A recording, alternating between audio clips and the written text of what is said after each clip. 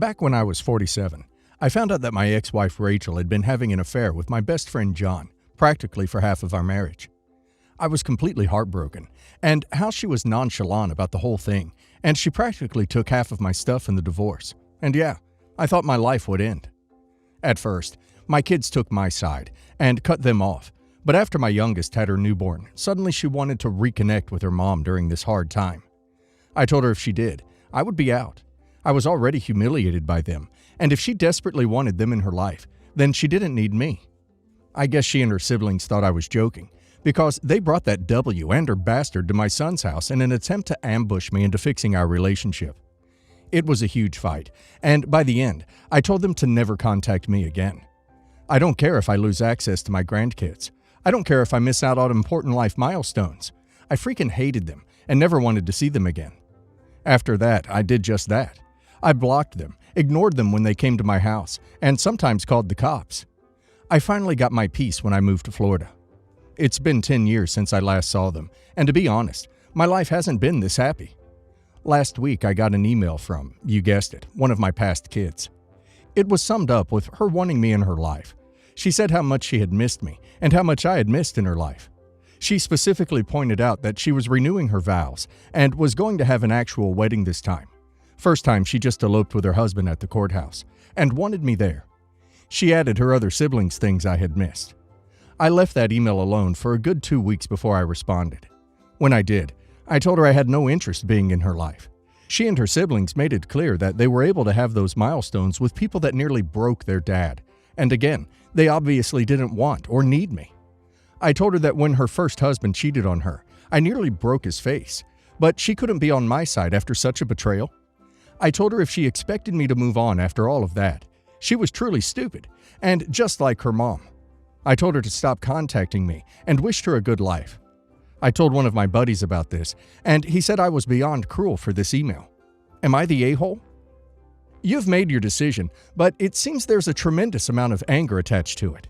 Get counseling or move forward, but either way, too many years have passed for this level of aggression. You're the a-hole, ultimately. I get the anger, the frustration, the sense of betrayal. But it was never your right to tell your children they could have no relationship with their mother. That's ridiculous. It's awful what she did, and obviously hurt you deeply. But it's still no excuse for the immaturity of thinking your children should choose one partner over the other. If you're happier alone, I guess your choice, but maybe go get some therapy. It's clear your kids love you, even if you are hurt. Not the a-hole. Betrayal is brutal. Your wife and best friend betrayed you in the worst possible way. Yes, your children temporarily cut off their mother, but when they did get into contact with her, they tried to ambush you into forgiveness, so they could play happy blended family. I'm 100% Team OP. Your feelings are your feelings. Betrayal is not something that you can get over so easily, especially when it comes from the people that you trusted the most. As for your children, you told them what was up. They still chose their dirty, cheating mother and the nasty scumbag ex-best friend over you.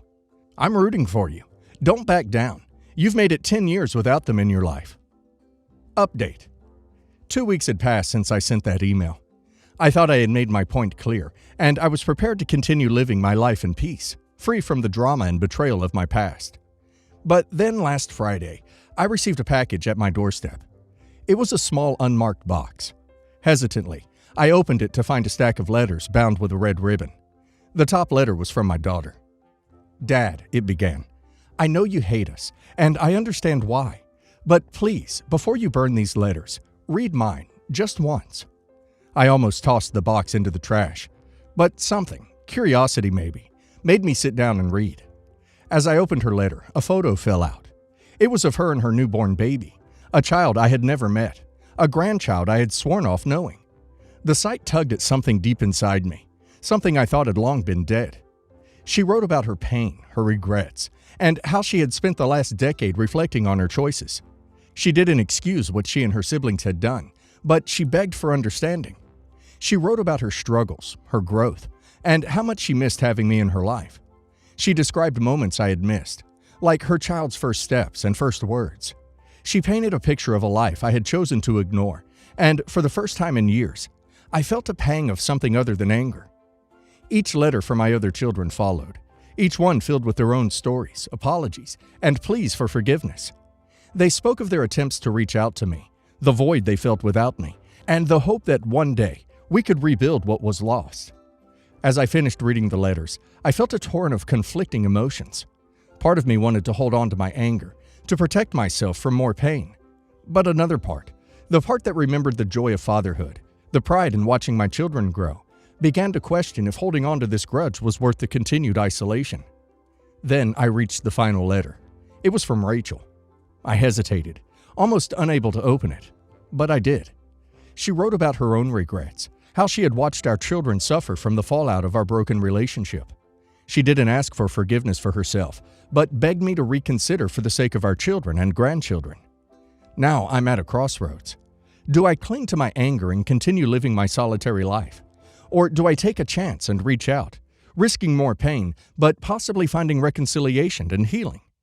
The decision weighs heavily on me, and I can't help but wonder if there's a way to find peace without reopening old wounds. I never thought I'd say this, but maybe, just maybe, it's time to face my past and see if there's any hope for a future with my children. What do you think? Am I the a-hole if I remain steadfast in my decision, or is it time to let go of the past and try to mend what's broken? I, 15 female, am in a weird situation and would like an outside perspective. I am my parents, mom 37 female, and dad 42 male, only child together, and I have a stepmom, Eve, 42 female. From what I was told, my dad and my stepmom were a couple first, but things didn't work out shortly after they had my siblings, and my dad eventually met and married my mom after she discovered that she was pregnant with me. My dad didn't marry Eve, and from what my aunts told me, she was really bitter about that and used my siblings as a weapon to punish my dad and mom. My mom tried her best, but she found out that my dad and Eve were still sleeping together and filed for divorce. During the marriage, my dad had an established business that grew, and because my mom was able to prove that she had done unpaid labor for my dad's business, my mom had some leverage within the divorce and agreed to relinquish a stake in the company for alimony, the house, and a car for herself, while getting child support for me. For the next couple of years, my mom focused on me and going back to school because my dad convinced her to stop while she was taking a break from her studies to save up more money. She eventually graduated and tried looking for work, but nothing really interested her. My dad and stepmom, who had gotten married by then, were always angry with my mom for not getting a job, so that they would pay less alimony and tried to get 50-50 custody of me to try and reduce child support. But I never liked living with my dad full-time because I was often made to babysit their younger children. My older siblings were never warmed up to me, and I didn't like the way Eve and her family would talk about my mom. Eventually, my mom got certified for a job she wanted and has been an independent contractor for years. Because of this, my mom submitted the paperwork to stop alimony, and she's been living life. Last week, when I was with my mom, Eve, my sister Zoe, 20 female, and Eve's sister were in the living room, saying very rude things about my mom. They called her a side piece, a gold digger, and said that my older sisters had to take out loans because of the increase in alimony that my mom was awarded. I walked in and called Eve and Zoe liars, that my mom was never the side piece, and my mom has been working for years, so there was no alimony. There was a big confrontation, and I ended up leaving, but I later sent Eve, Zoe, and one of Eve's sisters a link to my mom's professional social media page that listed the company she worked for. Turns out, my dad never told his family that the alimony payments stopped, and instead of putting the extra money towards them, he's been keeping it for spending it elsewhere. It's crazy over there, and my dad and a few of his family members are saying that I'm wrong for meddling in grown folks' business. I just hated how they were talking and spreading lies about my mom, but maybe I went about it the wrong way. So, am I the a-hole? Not the a-hole. Your dad was lying and throwing your mom under the bus in order to keep money from your stepfamily and let them sit there and slag her off while you're around. All you did was defend her, and rightfully so. He deserves everything he has coming, and I wouldn't feel bad for people who are happy to talk crap about your mom either. Not the a-hole. You had no way of knowing that your dad was lying to his wife and her children. You were defending your mother and her accomplishments. Eve and crew should have kept their opinions to themselves while you were anywhere nearby. That was freaking rude and uncalled for. Because even if your mother was still collecting alimony, that was a legal decision your dad entered into. Your father and his other family are the a-holes here. Dad shouldn't be keeping secrets, and his wife and children should be keeping their opinions to themselves. Man, OP, your dad, stepmom, and siblings are all toxic. It seems like they have some sort of weird resentment against you and your mom for whatever reason. You were just defending your mom's accomplishments, and it seems like they're just extremely jealous and resentful towards that. Not the a-hole. Plus, you didn't ruin your dad and stepmom's relationship. They did that themselves. I'm not sure where to start with this. My wife and I have 5 sons, ranging from ages 24 to 10. We were very young when we had our oldest, yes, and just recently found out my wife is pregnant again. When we announced this, my second oldest son, 20 male, who lives independently but nearby, had an extremely angry reaction, and when I spoke to him later, I found out he had gotten a girl pregnant and wanted me and my wife to adopt the baby. The baby's mother, his ex-girlfriend, is not on board with that idea, and he had been trying to persuade her. That was nearly 2 weeks ago now, and I'm at a loss for how to deal with this situation. I realize my son is scared of the situation he is in and wants to help. I have tried to reassure him that I'm with him and, to the best of my ability, willing to help him with whatever he feels he can't handle. Money, babysitting, advice, anything. I thought that once he realized it would be okay, he would step up and accept responsibility to raise his own child. However, he is adamant that he doesn't want anything to do with this baby and insists he will do nothing besides pay the bare minimum of child support if we don't adopt it. Not even taking into account the difficulty it would be for me and my wife to have 2 babies in the household, as well as our other children. I am uncomfortable with the idea of adopting the baby for several reasons. First of all, because the baby's mother doesn't want to give it up. Not even to us. She had apparently been considering it when she thought she'd get no support from my son, and it was her only chance to be in the baby's life and still give the baby a decent life. However, after I spoke to her personally, my son had apparently been trying to tell his ex-girlfriend that my wife and I would definitely be willing to adopt the baby before he had even said a word to us about the situation, and assured her I would be a support system for my grandchild, no matter what. She seemed relieved to the point of tears and immediately said she didn't want to give up her child. At this point, even if she could be persuaded to do so without me threatening to withdraw support otherwise, it would always feel like we had taken her baby under duress. On top of that, I'm uncomfortable with the idea of letting my son get out of his responsibilities as a father by taking over them for him. I raised him better than that. I'm simply unsure of how to handle this situation, how to guide my son and my grandchild in the best way for everyone. Part of my difficulty with it is my own childhood situation is making me biased in several ways. I've been the unwanted child before. When I was little, my single mother raised me, and my biological father dropped by for occasional visits. When my mom died, my dad got custody he did not want, and essentially passed the chore of raising me onto as many other people as he could, interacting with me as little as possible.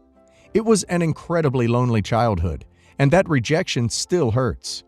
I don't want my granddaughter to have to go through that same painful process of realizing her father doesn't want her, which I know she will if my son doesn't change his mind about wanting a relationship with her, and it's forced.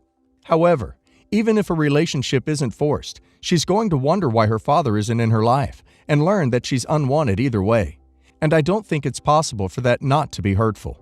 I also can't relate because I've also been the young person who accidentally got a girl pregnant when I wasn't ready. Unlike my son, my wife and I weren't in a stable position, financially or otherwise, when we had our oldest, but we were in love, and once I was able to wrap my head around the situation, happy about it. I suppose it's because I had such a sad childhood that I was happy to finally have my own family. However, my son has had a loving family his whole life, and right now he wants his independence. I can sympathize with that, but it's still upsetting for me to think he would abandon his own child. It's hard for me to accept that he would do something so heartless, and I keep hoping that he will change his mind of his own volition. But I think I need to prepare for the worst-case scenario that he doesn't. I'd appreciate any other perspectives about how to handle this issue. The adoption question is moot. The baby's mother doesn't want to give her child up for adoption, so there's no point even considering it. You also can't force an independent 20-year-old to be an engaged father. The only things in your control here are how much support, logistic or financial, are you willing and able to contribute to the mother of your grandchild? And how does this affect your relationship with your son? Will you stay as close, or will your disappointment mean you become more distant? I know it's frustrating that you can't make him do what you think is the right thing, but your role here is as a supportive grandparent only. Perhaps he'll come around and be in his child's life later, perhaps not. But if she's willing to accept support from you, give it, and at least someone in your family is doing the right thing by this baby. I, 30 male, used to be married to my high school sweetheart, Linda, 30 female. She got pregnant when we were 20, and I didn't want to be a dad at that time, but knew that if I suggested she go to the clinic, I would be the a-hole, so I tried to suck it up. Her parents pushed for marriage, and because my parents were embarrassed, they convinced me to do it. I was not happy with the wedding and felt like my life was over. The only joy that I could seem to find was finding out that my ex was going to have a girl, and she agreed that we could name her after my Nana. She was my great-grandmother who died when I was 10, and I loved her very much. I tried to get excited, but I wasn't, not even when I held the baby for the first time. It just felt wrong, and I felt terrible. I kept waiting for this magic switch to go off that would make me love the little girl, but I didn't. I think maybe it was because I didn't love her mother. One day a random woman showed up at our door and demanded to see her grandchild. I had no idea what she was talking about, but it later came out that my ex was cheating on me and that her child wasn't mine. The ex denied this, but when I suggested a DNA test, she got all defensive, but I did one anyway in secret. Her daughter was not mine. I showed her and our families the results and filed for divorce. Her parents tried to push for reconciliation, and when I refused, they threatened to use me for the money they spent on trade school for me. But there was nothing in writing stating that the money was conditional on my marriage to their daughter. It sucked that I was on the hook for child support, but a part of me felt relieved that, for the most part, I could just walk away. The baby was only a year old when the divorce was finalized, so it's not like she was going to remember me anyway. Unfortunately, my ex's daughter got sick and died, and while I was sad for the little life that was lost, I didn't attend the funeral. My parents still remained in contact with hers, so we always heard about each other, which didn't bother me, but I made it very clear I wanted nothing to do with her. I was able to rebuild my life and married my current wife, and she gave birth to our daughter. I still really wanted to use my Nana's name, and we compromised on it being the middle name. A week after the birth, my wife made a post about our daughter and showed her full name. The next day, I got blasted with messages about how awful I was to use that name, and that my ex saw it and went off the deep end. I don't see what I did as terrible because 1. It was a middle name and not the first. 2. It was always important to me to have a daughter with that name, and my ex's child wasn't mine. 3. It's not like my baby was born so soon after hers. 4. I told my wife everything, and she was cool with it. So where do I go from here? I mean, there's nowhere to go from here because it isn't a problem, and you're not going to change your child's name over some social media BS, nor should you. The ex kinda stole the name from you in the first place because she is a cheat and a liar. I would remind people of that when they want to blast you for it. Like, I thought I gave my child that name the first time around. My female 19, sister 32, Mary, and her husband 28, John, have twins, a boy and a girl, both 10 months old. My parents were ecstatic when they found out she was pregnant, as the twins were their first grandchildren, and my sister had been struggling with getting pregnant for a while.